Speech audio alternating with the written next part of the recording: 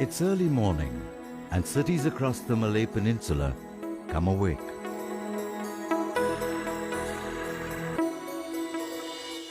As sunlight reflects off gleaming glass facades, Singapore and Malaysia get ready to begin a new day.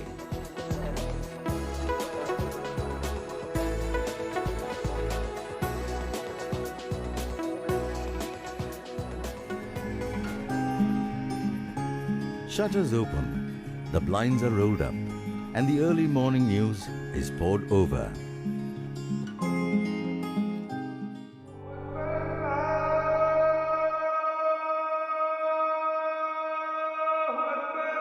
Others begin their day with prayers. Like their forefathers who came from India, they worship at mosques and temples. And although in a different country, many thousands of miles away from their motherland, the mantras and chants, the bells and the incense sticks keep alive ancient rituals that came from India.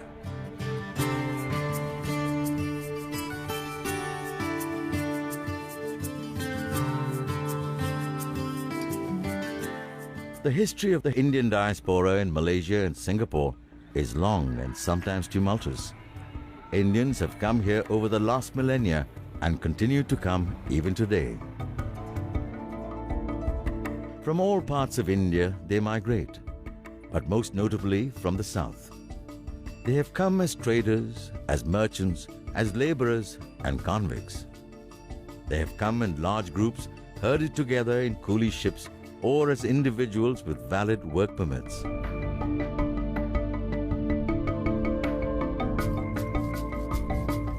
Today, multiple strands of Indian culture and color shimmer in the tapestry of Southeast Asia, for each community has brought with them their unique traditions, like the Thaipusam festival.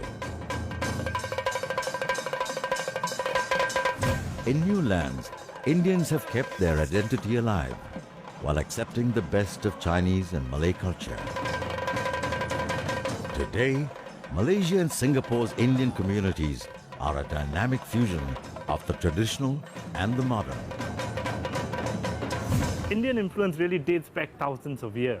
We know that Buddhism and Hinduism went from India, came to this part of the world, but even Islam came to Malaysia, to this part of the world, not directly from the Arab world, but from India. India is not a foreign land even to me, because culturally we are exposed to Indian culture. Indian food has come to Southeast Asia, not just Singapore, many years ago, and it has influenced many other cuisines as well. The interactions between the various places in Southeast Asia and the Indian subcontinent gave rise to very new ideas of law, new ideas of kingship, new ideas of architecture. Surrounded by dense jungle, the valley of Lembah Bujang kept its secret hidden from prying eyes for hundreds of years. A chance discovery in 1936, however, led to the rewriting of Malayan history. For, concealed amongst the forest litter and covered by the roots of the rainforest trees, was a sprawling complex of Hindu and Buddhist temples and buildings spread over more than 200 square kilometers. Many of these temples date back more than 1,500 years. Artifacts and pottery recovered here and now displayed in the Bujang Valley Museum show clear trade and cultural links to mainland India. The major architectural forms which remain with us today from this classical period in Southeast Asia are all based on Indic models, one would say. Painstaking explorations here, as well as records unearthed in temple and port complexes along the east coast of India, have revealed direct trading links between the South Indian Cholas and Pallava kingdoms and the Malay and Sri Vijaya kingdom. The importance of the Malay Peninsula and Sumatra as what might be called the bottleneck in that trade route was recognized very early. And the Cholas, when they came to power in the 10th century, recognized that if they were going to control that trade, they had to control the ports of the Straits of Malacca. These statues of a seated bodhisattva, this dancing girl, Buddhist inscriptions on stones, delicate pottery all show strong Indian influences. Many Sanskrit words are even now used as root words in the Bahasa Malaysia language. The Prime Minister, for instance, is called Pradhan Mantri. The word for royal is Raja. Some of the cardinal points like the north is Uttara. And it might interest you to know that the west in Bahasa Malaysia is Bharat. Like language, Indian culture has become an indelible part of this land.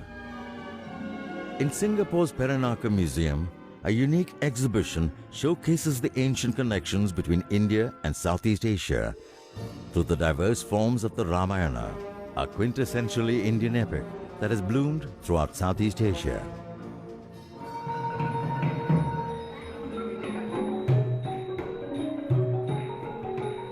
Sita's Swayamvar.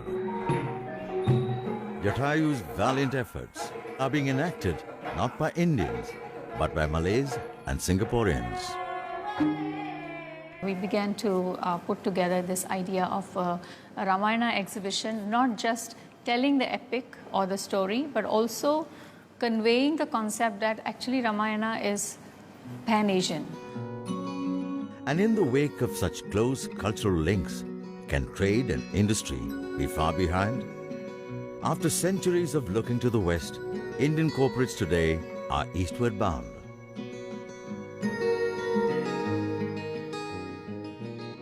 Southeast Asia, Malaysia will be the new horizon for growth for Indian companies.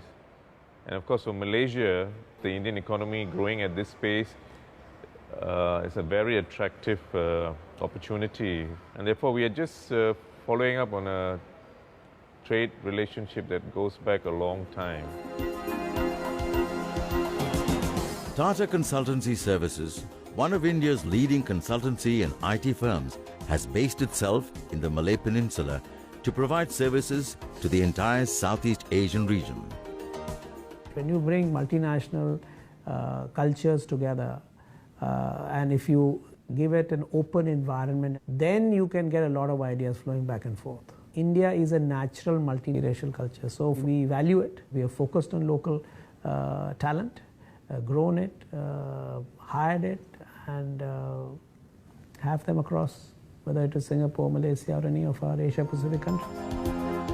Not only have Indian companies come to the Malay Peninsula, Malaysians of Indian descent have become successful entrepreneurs, taking their expertise to the international market and sometimes back to India. The Petronas Tower in Kuala Lumpur is Malaysia's tallest building and its most visible icon.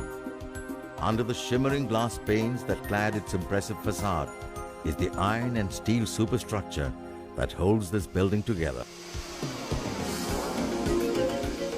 And this is the work of the infrastructure company Eversendai, started in 1982 by A.K. Nathan.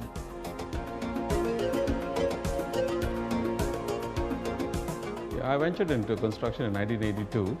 Subsequently, we went on to build a lot of high-rise buildings like the Emirates Towers, the Kingdom Center in Saudi Arabia, and the Burj Khalifa, the world's tallest building. I'm a Malaysian, but Indian origin. My roots are still in India, but I'm born and brought up in Malaysia. A.K. Nathan is helping upgrade India's infrastructure as well. His company recently completed the first phase of expansion and upgradation of Mumbai's International Airport, its new gateway to the world. And one of the airlines flying into the refurbished Mumbai airport is Air Asia, a leading low-cost airline, also started by a Malaysian of Indian descent, entrepreneur extraordinaire Tony Fernandes, a man most Malays fondly call the Asian Branson.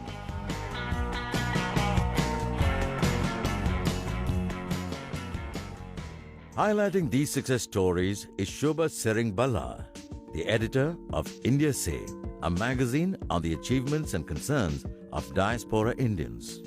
I launched my first issue of India Say, the magazine. It's called India Say because we are all from India, and our tagline is proud to be India Say. Indian excellence in entrepreneurship isn't new to Southeast Asia. Malaysia's ties with India is not something that happened in the 21st century. Centuries ago, Indian traders, including priests, have been to Southeast Asia, and they brought with them goods, your practices, your culture, your language to our shores.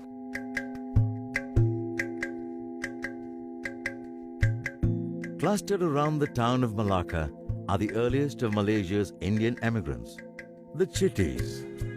They are descendants of Indian spice traders who married local Malay and Chinese women, a tradition they still carry on.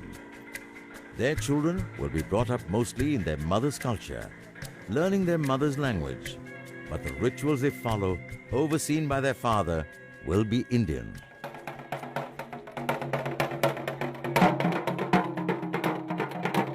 Malacca Chitti community is very unique community. Even though you see they are Tamil, they can't speak Tamil. They speak Bahasa. They've been using the Indian influence. N. Natarajan Raja is a local Chitti historian who set up the Malacca Chitti Museum to record the extraordinary journey this tiny community has made over the centuries they lived in Malaysia. Maybe one day I will write a book about this community so that people will know what is this community and where they come. But by no means are the Chittis the only Indians to call Malaysia home. Little India is home to a nondescript building where Dato Palaniappan carries on the trade that brought his family to Malaysia 600 years ago. என் பேர் வந்து Dato Palaniappan. நான் மலேசியாவுக்கு வந்து 40 வருஷம் ஆயிடுச்சு. எங்கள் கிராண்ட்ஃபாதரோட father வந்து nearly 600 years ஆச்சு. From Chettinad in Tamil Nadu, the Chettiars introduced their unique systems of transaction and record keeping to Malaya. With an enviable reputation for accuracy, their near-perfect bookkeeping increased trust among the Malay and Chinese customers. Banking சிஸ்டம்னு இப்போ உருவாக்குறது எங்கள் செட்டியாசம் கொண்டு வந்தோம் நாங்கள் அந்த banking சிஸ்டத்தை. But not all descendants of ancient Indian traders chose to carry on their ancestral professions. Some, like celebrated chef and author Beni Knight, honor their roots and their adopted homeland by mingling Malaysian and Indian flavors in the delectable dishes tossed together in a magic wok. We used Indian spices. Just now you saw me cooking the vegetable. It's really Indian, right? And now you use that panch pora, remember? That's also Indian. But they're a little bit different would be the beans, right? That is the only thing that will be different. So it's actually, you can tell, hey, this is Indian food, but it's still a little bit different. Beni's ancestors were soon joined by immigrants from the rest of India, who were brought in by the colonial powers. And the reason for this great migration? Rubber. Smuggled from Brazil and grown under careful conditions in the Kew Gardens, the rubber plant was introduced to Malaya in 1877, and by 1896, Malaya's first plantation had started. Supported and encouraged by the colonial government, large-scale migration of Indian indentured labor took place mainly from southern India. It represented one of the worst aspects of imperialism. You can only again understand it in the context of British imperialism. Here, both Malaya and India were colonies. So as far as Whitehall and the London civil servant is concerned, he's just moving people, one colonial people, from one island to another. It didn't bother him. And so, yes, it was actually very akin to slavery. The conditions were very, very tough. In fact, I think some of them came in chains. Around 200 miles north of Kuala Lumpur is the small island of Pulau Jerjak.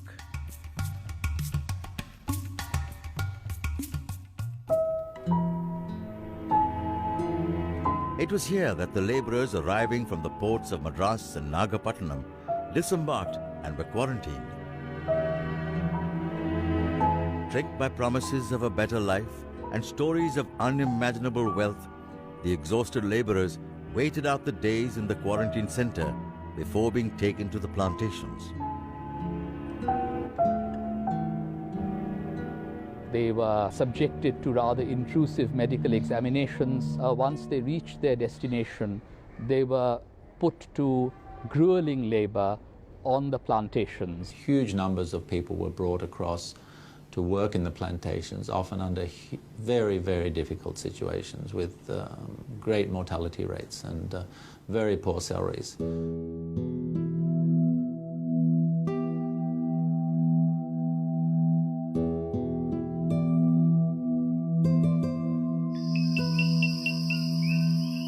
Descendant of an indentured laborer, Muniappan still works on a plantation, much like his father and grandfather before him.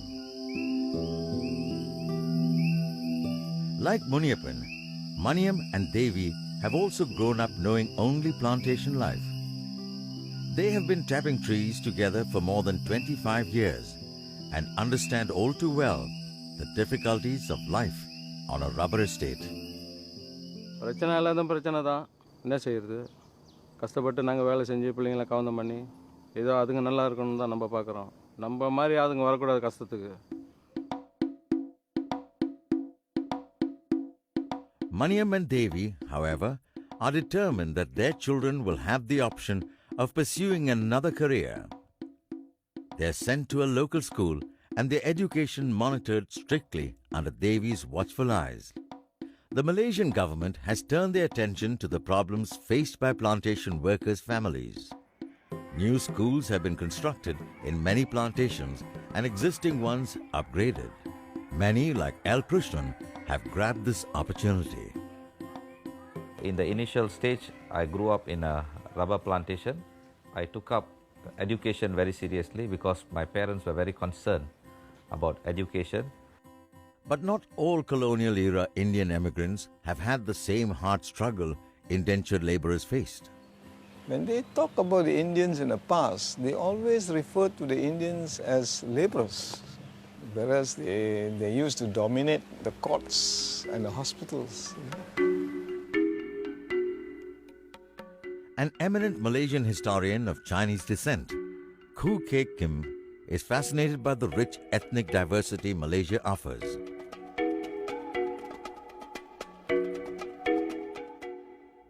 His son, Marvin Khoo, also shares his father's fascination for India, becoming a renowned Bharatanatyam dancer and a professor of dance at Malta University. My younger son became very interested in Bharatanatyam. Later on, to ensure that he continued to be very good, I put him under a guru in India. And the guru one day told me, he said, everybody comes to India to learn how to dance, but your son comes here to study the dance, he said. Khoo Kek Kim and Marvin Khoo embody the peaceful synergies between different cultures seen throughout Malaysia, just like the Khoo Kong Si temple built by the Leon Santong clan.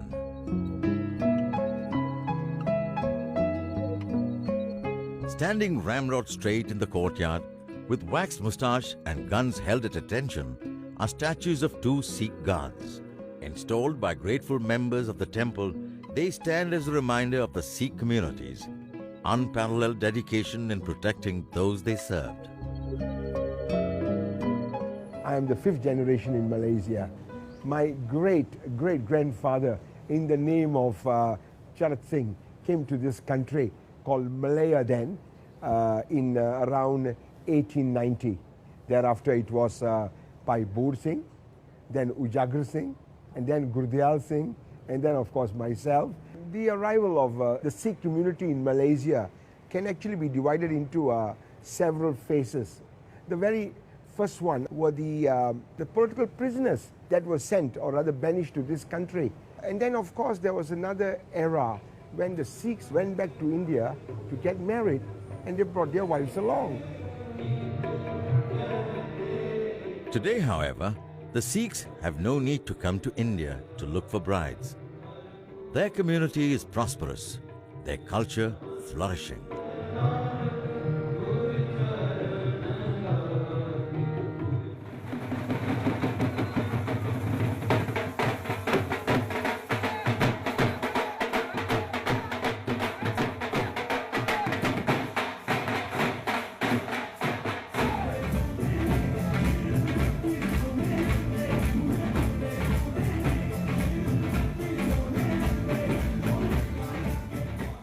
are involved in music because music is our passion. We have had our Malaysian independence for 50 years and there's not even a single Bhangra album from Malaysia. So we felt there's a need for us to promote our culture. I think people who live outside India are more Indian. When you're away from India, you would want to bring that culture with you and spread it wherever you are. That's why I feel like they're more Indian here.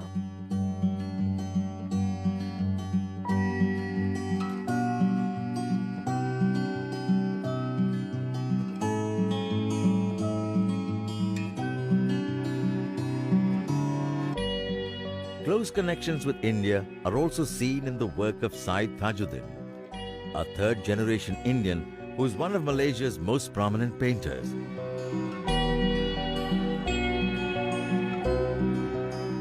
His paintings are on permanent display in Malaysia's National Museum.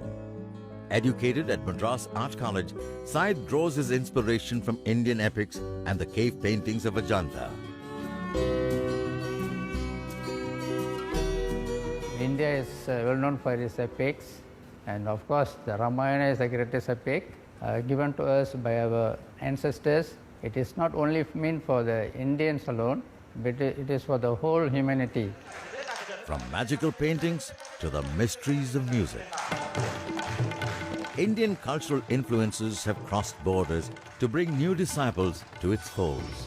The fusion music of Akasha blends the best of Indian and world music.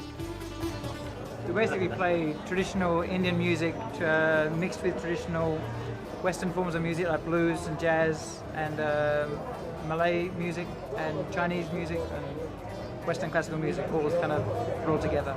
It's a very interesting form of diversified world music.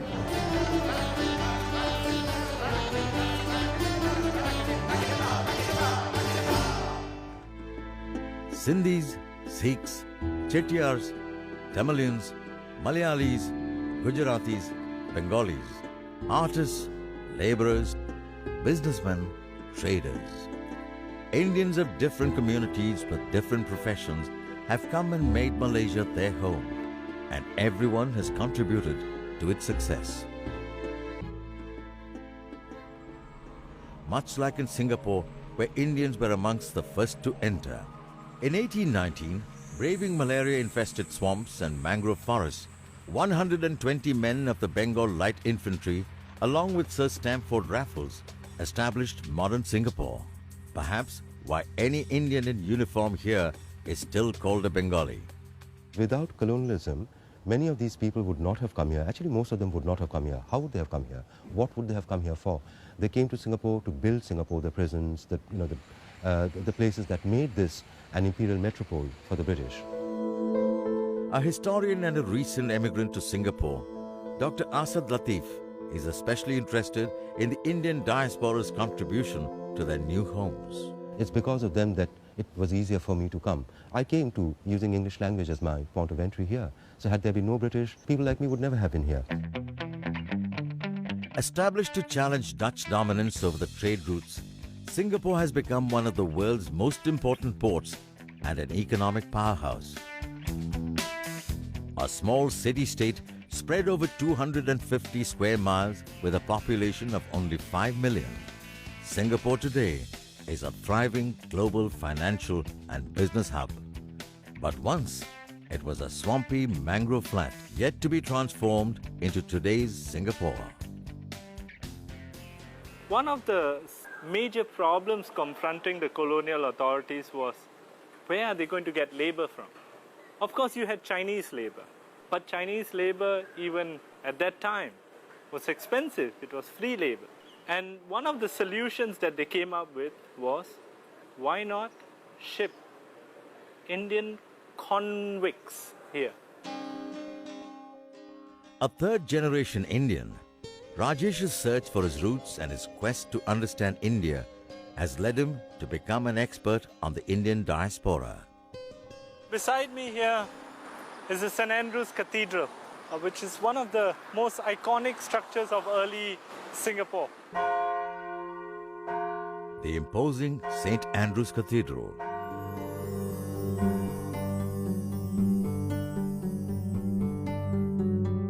As the faithful pray for peace and loved ones, Few are aware of the cathedral's unique history, for this house of God was built by the hands of convicts. This cathedral is dedicated to the British who established modern Singapore. But it is only in the museums that one sees references to those who actually built Singapore. These labourers became a very crucial element of the labour supply of Singapore, particularly in public works. Indian convicts built some of Singapore's most iconic buildings, like the Istana, official residence of Singaporean President S.R. Nathan, whose father clerked for a plantation lawyer. But Indian contribution to the growth of Singapore wasn't restricted to convicts and labourers. The Mariamman Temple is one of Singapore's oldest temples. Now the architecture of this shrine really shows that there is a mix of influences. Built by Narayana Pillai, the Mariamman Temple testifies to the upward mobility of Singapore's Indian immigrants. Narayana Pillai gathered a group of Indians essentially to try and set up this temple. So in a sense it's a legacy to one of the pioneers of the Indian community in Singapore. Pillai arrived in 1819, making him one of the first Indians to set foot on the island. Starting as a clerk in the government service, he quickly became a successful businessman. Anticipating a building boom in Singapore, he set up the first brick kiln in Tanjong Pagar area, initiating the slow transformation of Singapore from a colonial backwater to today's urban paradise. Today, Narayana Pillai's legacy is carried on by another Singaporean of Indian origin, Indrani Raja, a successful lawyer, politician, representative of Tanjong Pagar, and Deputy Speaker of Singapore's Parliament. Today, she has come out in support of a community program that encourages leadership skills through sports. My father's Tamil, my mother's Chinese. It was wartime, and I think my father saw my mum, whom he found to be very attractive, and decided that this was the woman he wanted to spend the rest of his life with, and he did. Being part of a family that was both Indian and Chinese was just a very natural thing. As a child, you don't think about these things, and you absorb the influences that you're exposed to without thinking about it.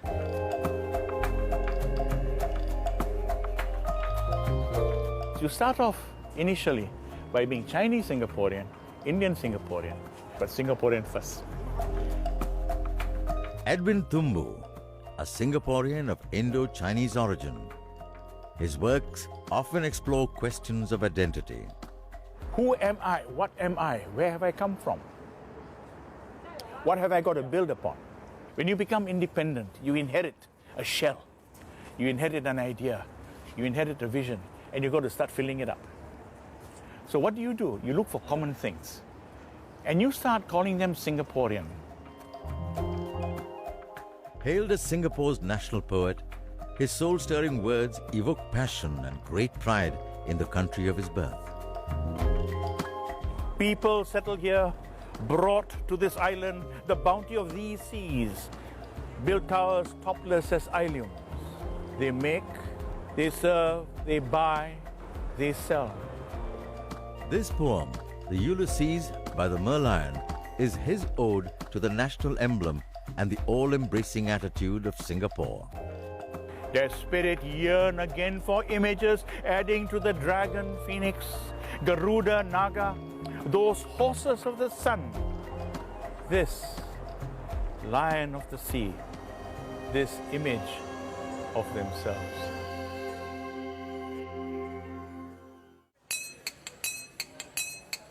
Another national symbol is usually served on the plate and consumed in blissful silence. Muthu's Curry House is an important landmark in Singapore, and it was here that the iconic Singaporean dish, the fish head curry, was invented by merging Chettinad spices with the Chinese love for fish heads. Fish head curry, if you realize, that's our signature dish, and it's not found in India, and it's a very Singaporean dish. Vaishali Vishwanath is the third generation of the family to continue with this tradition. If you just look around my restaurant, you would realize that there are more non-Indians than Indians. Intermingling of cultures is a way of life in Singapore, not just in cuisine, but in festivals and religious ceremonies as well. The ear-splitting cacophony of crackers shatter the peaceful stillness of the night. Tonight is the last day of the Chinese New Year, and everyone is willing to make the most of it. As the dragon bobs and weaves its way through the streets, the region's multi-ethnic character becomes visible. For holding up the dragon and dancing with equal gusto side by side with the Chinese are the Indians. This cultural exchange is not just one way. The Krishna temple has a steady supply of Chinese and Malayans coming in to pay homage to the god of goodwill.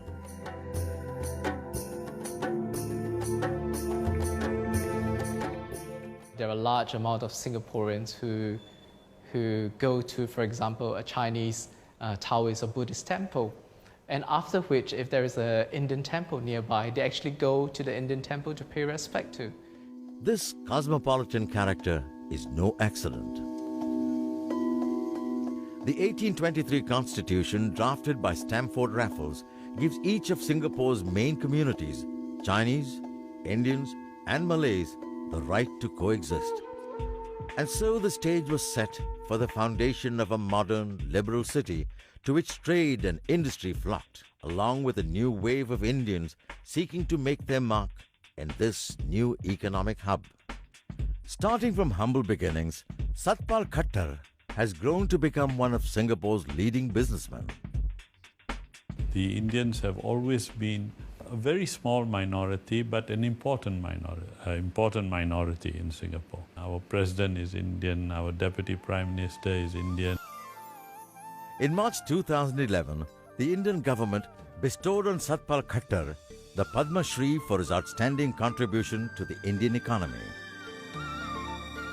He attributes much of his success to the country, which has so generously welcomed him and enabled him to set up flourishing businesses and a beautiful home with his talented wife Rita. Befitting a true Singaporean, Rita has combined aspects of both Indian and Chinese art in her paintings. Unlike Satpal Khattar, B.K. Modi came to Singapore only recently. A successful entrepreneur, he has set up base in Singapore, attracted by the city-state's famed professionalism and welcoming attitude.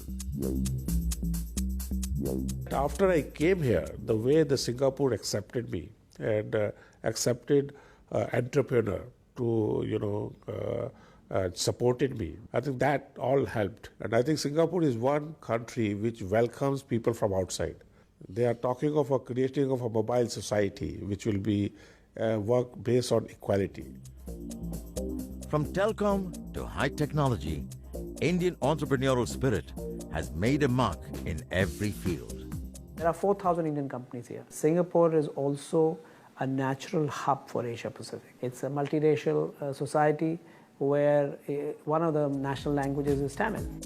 Indian MNCs in Singapore have discovered many advantages to operating out of such an ethnically diverse region, pulling together the skill sets of all Singapore's communities to help better compete in an increasingly globalized world.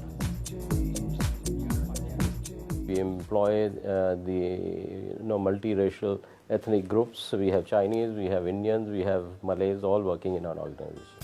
This multicultural professional environment is leading to a new round of cultural exchange and integration that builds on ancient connections. The ever-increasing interaction between the region's three largest ethnicities, Chinese, Malays, and Indians, is fast being reflected in pop culture. Mood, smile, action. Up north from Singapore, in Kuala Lumpur, a popular TV series is being shot. A story of an Indian and Chinese family in Malaysia. This Indo-Chinese-Malaysian television series may be breaking new ground, but cultural commingling has been taking place at Rasool's, a neighborhood spice shop for decades. We are the third generation in Singapore.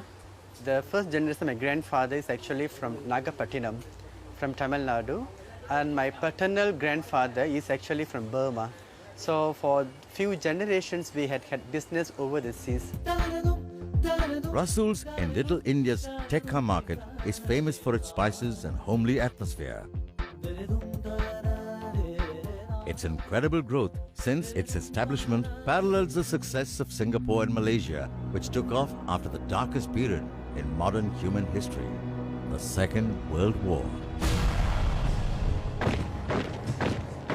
Malaya, directly in the path of the Imperial Japanese Army. By 1942, the Japanese swept through the peninsula, defeating Allied forces to occupy all of Malaya. And this led to an event so astounding, its impact is still being felt today, the creation of the Indian National Army. Its goal, to liberate India from British rule. Initially set up under Mohan Singh, with the assistance of the Japanese, the INA, as it was popularly known, became a force to be reckoned with under the charismatic leadership of Netaji Subhash Chandra Bose.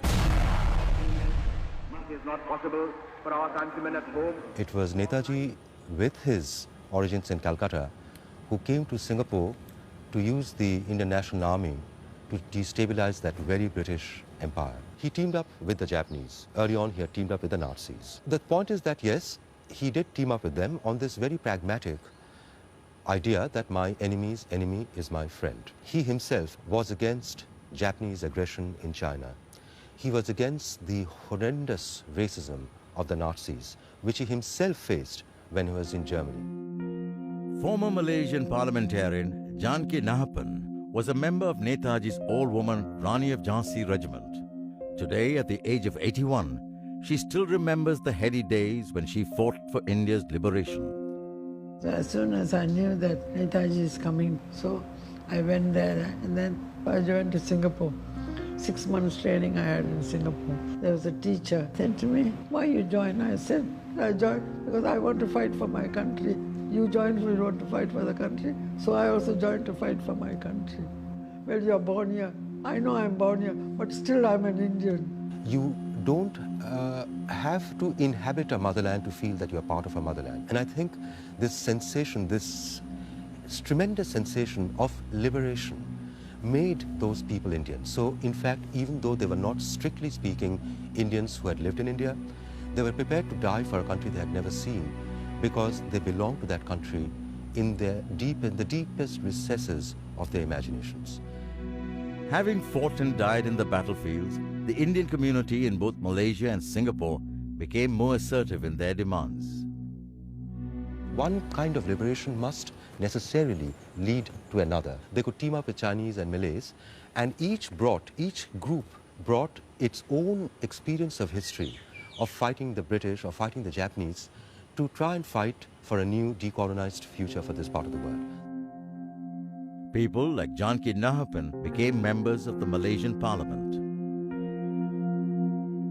It is, first of all, to the credit of Indian political mobilization, and particularly the role of the Azad Hind movement in Malaysia and Singapore, that they began to claim their rights. And by now, of course, there were many who have been able to leave their sorry past behind and have actually risen to positions of influence and importance. Post-independence, both Malaysia and Singapore chose different models of integrating the three main ethnicities that call them home. The story of the Indian diaspora is one of overwhelming success. Continuing an ancient tradition of exchanging culture and trade, Indians have flocked to Singapore and Malaysia, excelling in fields as diverse as art and architecture, industry and government. Their successes bade their adopted homelands in acclaim, and in turn, Singapore and Malaysia have accepted them, given them space to spread their wings and an endless horizon in which to soar.